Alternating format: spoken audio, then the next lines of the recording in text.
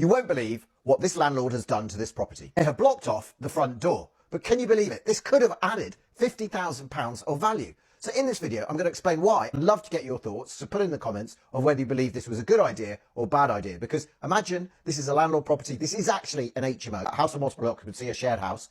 And he's obviously put a room in that downstairs room. But if you were a residential buyer, would you want a front door like that? Or are you happy to go down the side? I know on this photo it looks very tight down the side, but it is just enough wide enough, I think, to get down there. But if you've got large pieces of furniture, you're going to struggle to get them in the house. So inside, he's done it up as a typical HMO. And this is what one of the bedrooms look like. And in my view, he's done some things that are quite correct. He's en-suited pretty much every bedroom. There's 5 of them and 5 en suites. So therefore, you should get more rental. I'm quite surprised because they're saying that there's 24,000 for this rental, which means it's 400 quid a month. Maybe the rooms are a bit small. Maybe he hasn't made it classy enough. Maybe it's to do with the area. But I would have thought you could get slightly better rents than £400 for an ensuite. Now, what's happened in Derby is they bought in Article 4 very recently in May of this year. And therefore, what that means is there's a restriction on the number of HMOs that can be created, which therefore means you can then commercially value these types of properties. So you're more looking at the rent roll than what you buy it at. Now, this landlord bought this house, I think it was back in 2019 or something like that, for around 70k, and it's now on the market for 200k. So that's a hell of an uplift. And the reason that he can now command that is because it'll be done on a multiple of a rent. Let's just say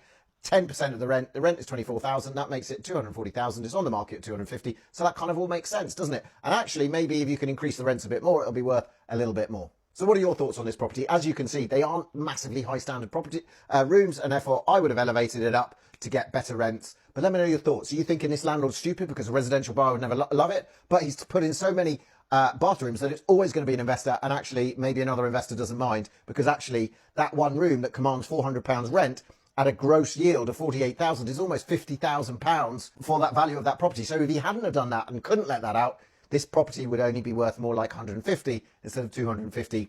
And that's how commercial valuations work. If you want to learn more about commercial valuations, come to my commercial finance event where I explain this and more around how to value these types of properties, how to work creatively as well, so you can buy this without a massive deposit. So come along to my Cheese and Wine Finance, Getting Creative with Commercial Finance event in the city in July.